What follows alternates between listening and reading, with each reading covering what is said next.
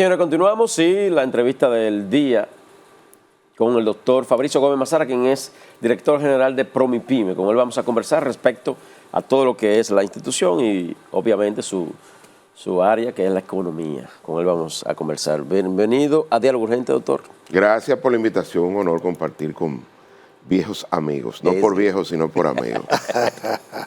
Por demás, un maestro catedrático.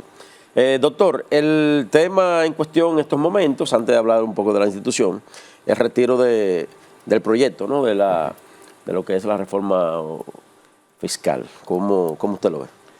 Mira, yo fui vocero, todavía lo soy, del proyecto. De alguna manera, la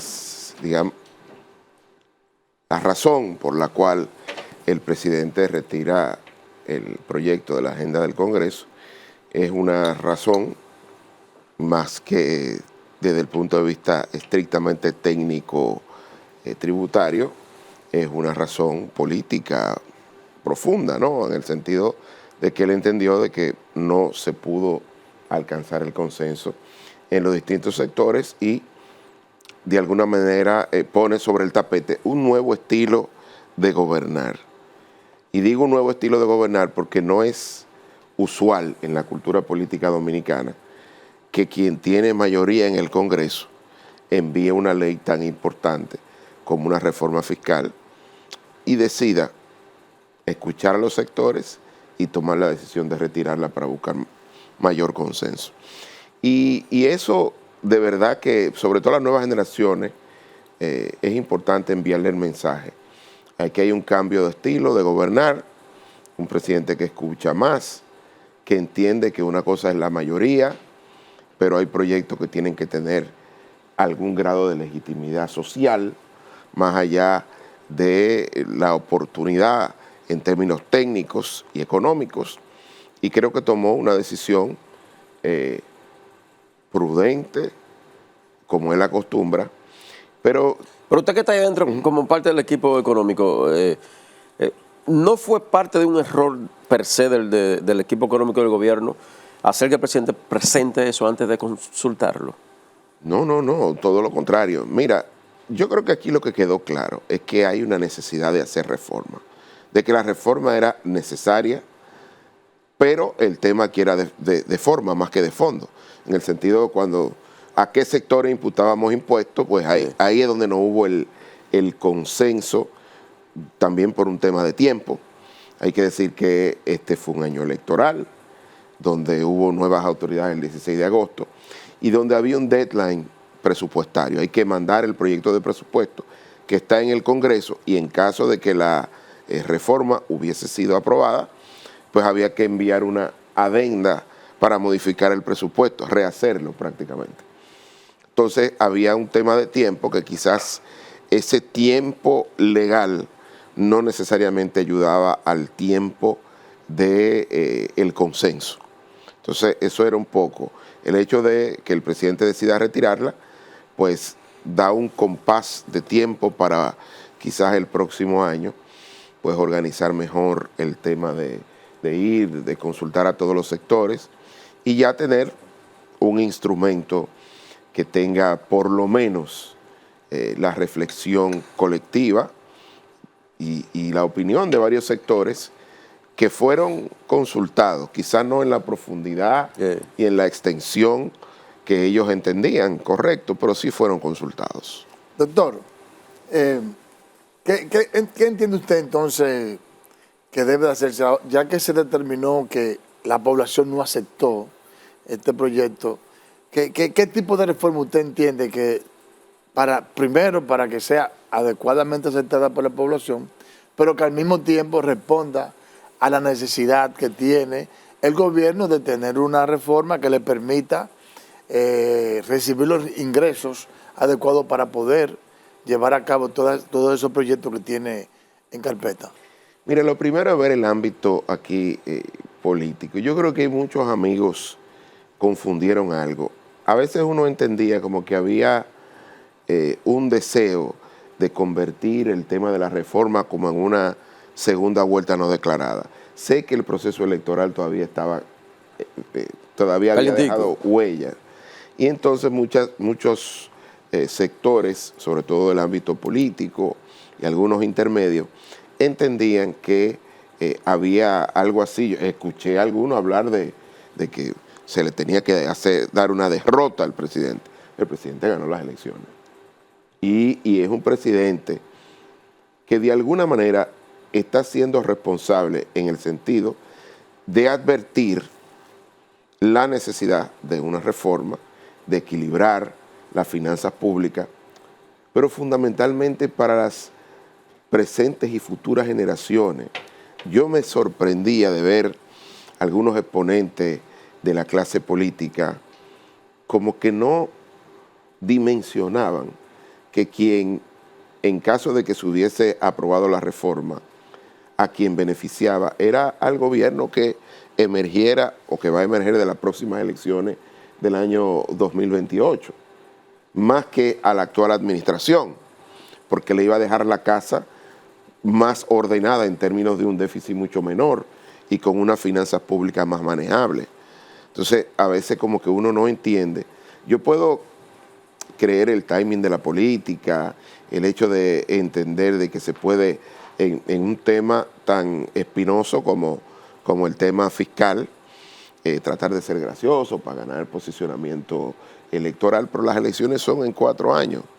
Entonces creo que aquí la racionalidad propia de alguien que tiene madurez política y que puede entender que bueno, eso lo va a hacer otro y a lo mejor yo en el futuro sea quien el beneficiario. Bueno, el mismo presidente dijo que él no va a ver ninguno de los beneficios, claro, ni este gobierno. O sea, entonces, significaría que el próximo gobierno, sea quien sea que llegue en el 28, será el beneficiado de todo eso. Por eso te digo que no, desde el punto de vista económico, técnico, a veces uno se sorprendía de escuchar algunos exponentes opinando sobre el tema.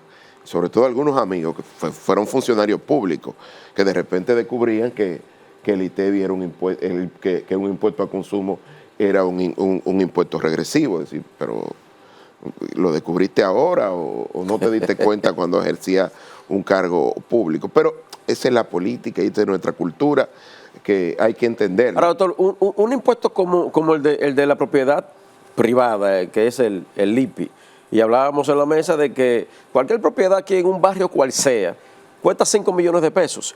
Ese ciertamente que fue incluso el más tocado, el más por el que más le hicieron el llamado al presidente. ¿Se va a revisar bien esa parte? Mira, yo creo que será uno de las figuras impositivas que en el Congreso la intención era de revisarla, afinarla, buscarle cualquier elemento, porque al final cuando uno veía el IPI como un impuesto y su aporte a la recaudación era mínima, sí, era para tratar de poner algún elemento de progresividad en nuestra estructura tributaria que se ha quedado muy atrás, no solo en que las dos figuras que más recaudan como el ITEVIS y el impuesto sobre la renta son ineficientes en términos de vista recaudatorio, sino también que se ha convertido en una estructura que es poco progresiva. Yo escuchaba a algunos amigos hablando del tema de la placa, ¿no? De cuánto se iba a pagar, que se subía de 3.000 a 6.000. Y escuchaba amigos de la oposición, y yo le decía, pero que desde el 1 de enero del 2013 se aprobó un 1% del valor del vehículo para el tema de la placa, y que la administración tributaria anterior y actual ha entendido que no debe ponerse en práctica ese impuesto. Pero ahí estaba, que es un impuesto progresivo. Con el tema del IPI, y quiero decir algo, que me parece lógica la discusión, no estoy quitando la importancia, pero fíjate cómo en el tema tributario, como en todos los temas económicos y sociales, los que tienen voz hacen sentir su voz en los medios de comunicación. Claro. El IPI no lo pagan los pobres, el IPI lo pagan la clase media acomodada o la clase media. Lo digo porque yo soy miembro de ella. Pero como está ahora mismo, lo pagan. Pero con esa reforma cualquier clase media casi baja lo podía pagar. Sí, lo que quiero decir es que con ese impuesto, históricamente, en la última reforma del año 2012, lo que se hizo fue que se iba a hacer una sumatoria de todos los bienes inmuebles que tuviera un determinado contribuyente. Entonces, en ese sentido, rápidamente se subió la exención. Entonces, eso lo que hizo fue que llevó a una exención de un poco más de 9 millones de pesos. Estamos hablando de $175,000. Que yo le pregunto a ustedes, ¿en qué país del mundo una vivienda de $175,000 es una vivienda de gente pobre o de personas que tengan necesidades? Entonces, a veces nuestro sistema tributario ha sido muy distorsionado. Y yo sé que la propuesta era compleja porque buscaba dos elementos. El primero, recaudar, pero el segundo, hacer el sistema tributario un poco más progresivo. Y dentro de esas figuras que se afectaban para la progresividad del sistema estaba el IPI, pero no estaba escrito en piedra. Es decir, eso podía afinarse, buscarse un punto medio, pero repito, $175,000 no es una vivienda de personas pobres. Los pobres no tienen activos de ese valor. De ese valor. Doctor, cambiando un poquito de tema, ¿cómo va Promipyme? Bueno, Promipyme vamos bien en el sentido de que hemos ampliado nuestra cartera. Ya tenemos una cartera de 9.251 millones de pesos. Atendemos prácticamente a todo el territorio nacional, con 108 oficinas en todo el país, 52 de las cuales están al interior del Banco de Reservas, que es nuestro aliado mercadológico y estratégico. Y decir un tema, y es que la mayoría de nuestros clientes son mujeres. Ajá, sí. Emprendedoras. Mujeres microempresarias y emprendedoras. Atendemos a negocios dirigidos por mujeres fundamentalmente, porque han demostrado que son mejores pagadoras, que saben distinguir los recursos que van al negocio de los recursos que van al hogar, y de alguna manera el hecho de que las mujeres entren al tejido productivo no solo reduce la pobreza y la desigualdad, sino que garantiza la sostenibilidad del crecimiento económico en el largo plazo. No, y además que las mujeres administran las empresas, pero también saben administrar en la casa lo de uno. Sí, son buenas en eso. Tienen esa capacidad. Los hombres nos toca aprender diferenciar los recursos del hogar que los recursos que van al negocio. Eso es correcto. Pero ahí estamos. Pero además, Promipyme como un instrumento que va a apoyar el tejido productivo, buscando mejorar la competitividad sistémica, llega a lugares, nosotros como institución pública, como Pedernales, llegamos a lugares como Mao, como otros lugares del país donde la presencia del ecosistema de microcrédito del sector privado no llegan, ahí lo complementamos, pero también somos servicios no financieros. Enseñamos a las personas a manejar sus negocios, a que sean más eficientes en el manejo de efectivo, de capital de trabajo, en valor del dinero en el tiempo, y estamos haciendo una labor que nos obliga la ley y que estamos aquí también haciendo políticas públicas coordinadas. En esta semana vamos a anunciar un acuerdo con el Ministerio de Cultura. ¿Qué consiste? Consiste en que vamos a financiar obras de teatro, vamos a financiar espectáculos, y porque mira qué sucede con el mundo de la entretención. Es que muchas veces ellos necesitan el dinero, los recursos previamente, y pueden pagar una vez ya desarrollen la obra y recauden los recursos. Muchos de ellos necesitan algún periodo de gracia de 3 meses, claro. Y algunos tienen problemas, digamos, con su score y demás, por la forma como obtienen o cómo hacen su proyecto. A veces cuando llegan a pagar los patrocinios, ya ellos han entrado en algún default con un suplidor o con alguna institución financiera. Ahí entra también los eventos artísticos. Claro, vamos a definir cuáles son, exceptuando todo lo que tiene que ver con cine y documentales, correcto, porque eso tiene una ley especial. Una ley, sí. Pero sí vamos a ver con muchos espectáculos, sobre todo a jóvenes artistas que hacen conciertos, obras de teatro que van por todo el territorio nacional, pues vamos a anunciar y aquí le estoy dando esta Pero es un buen primicia paso. porque va a ser la ministra quien va a anunciar eso en el día de mañana. Ah, pero es un buen hasta el paso. momento la cartera, ¿cuánto ha manejado? Hasta ahora la cifra que manejamos son 9.251 millones de pesos, que es una cifra algo así como un 11, un 12% del el ecosistema de microcrédito nacional. Por eso requerimos de una capitalización. Ya estamos con el gobierno a través del Ministerio de Industria, Comercio y MIPYMES. Estamos buscando la manera de que vamos a ser capitalizados. Puede ser vía nuestro socio estratégico y comercial, que es el Banco de Reservas, o una transferencia directa desde el gobierno central. Pero ahí estamos, el nivel de recuperación de la cartera ha mejorado, hemos diversificado el rol de las garantías, por encima de 500,000 pesos debe de firmarse un pagaré notarial, por ahí por debajo de los 500,000 pues hay que tener algún codeudor o garante básico y con eso pues consiguen sus recursos. Usted mencionaba 108 oficinas Sí. a nivel nacional. Usted mencionó también Pedernales. El que está en Pedernales no tiene que venir aquí a Santo Domingo. No, puede ir a nuestra oficina en Pedernales, que está en el pueblo de Pedernales. Dicho sea de paso, un saludo. Hemos estado en 2 ocasiones en Pedernales.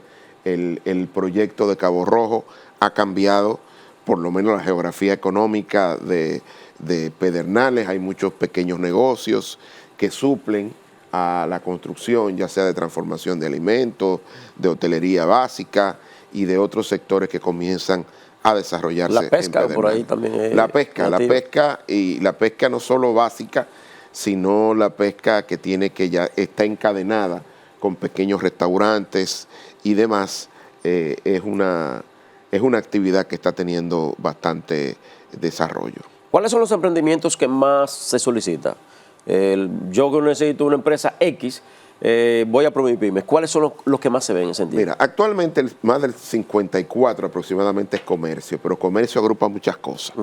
Comercio agrupa desde colmados hasta personas que transforman alimentos, hasta algunos elementos novedosos. Pero cosas nuevas que estamos viendo, nos están llegando muchos jóvenes emprendedores con temas que tienen que ver con el manejo de tecnología, de servicios tecnológicos, desde monederos digitales hasta temas vinculados con jóvenes que tienen, digamos, como computadores que son espacios que le dan servicio a empresas internacionales y son de la industria digital, ¿no? Que dan servicio a publicaciones en Estados Unidos y demás. Eso ha crecido mucho. Sí. Son mayoristas, minoristas, ustedes conocen mejor que yo el tema de la digitalización, pero hay muchos jóvenes y estamos viendo que crece, que tienen un alto retorno, incluso antes del vencimiento del préstamo, pues ya están renovando y anticipan el pago. También las salas de tareas, ahora estamos viendo algo. ¿Salas de tareas? Sí, de varios maestros que sí. Se reúnen y ponen esta sala de tareas que parece que tienen una alta demanda. Sí. Y eso está creciendo mucho. En diferentes sectores yo estoy viendo muchas salitas nuevas. Los requisitos para acceder al... Lo primero es ir a nuestras sucursales, que están en todas partes. Son pequeñas, usted puede entrar a nuestra página web, están georreferenciadas. Y segundo, llenar un documento básico y ver un poco...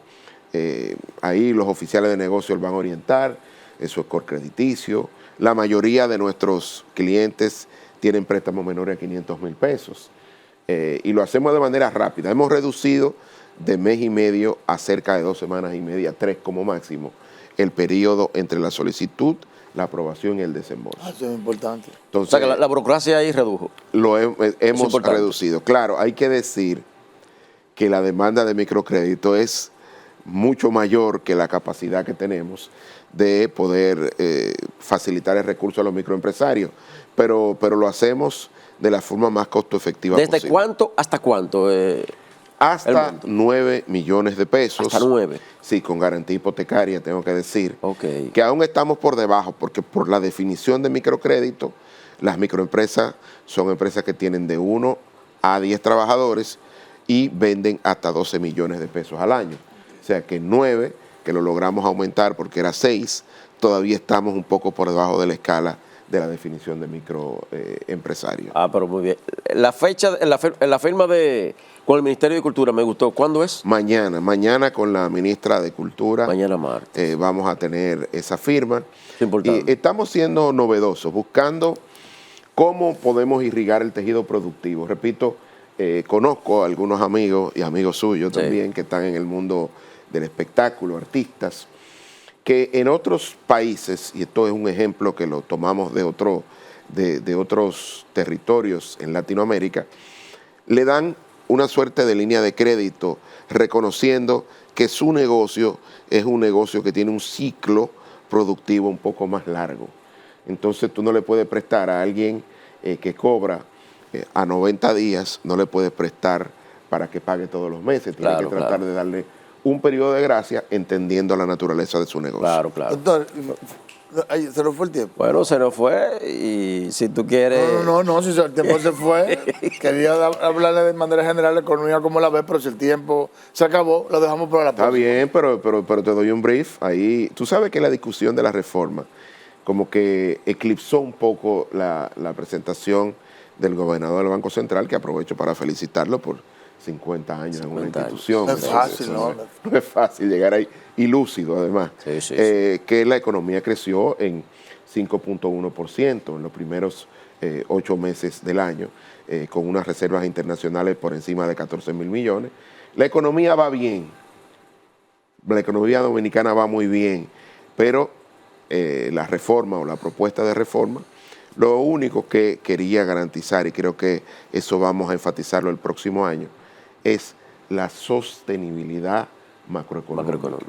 Que el país siga creciendo, que nosotros tengamos capacidad como clase media de ir al mercado financiero a tomar créditos de largo plazo con tasas estables que nos permitan mejorar el nivel de consumo. Doctor, muchísimas gracias. Muchísimas gracias. Doctor Fabricio Gómez Mazara, director general de Promipyme, profesión economía y un hombre que conoce todo el engranaje económico del país. Amigo nuestro. Fue maestro mío, un diplomado, una joya.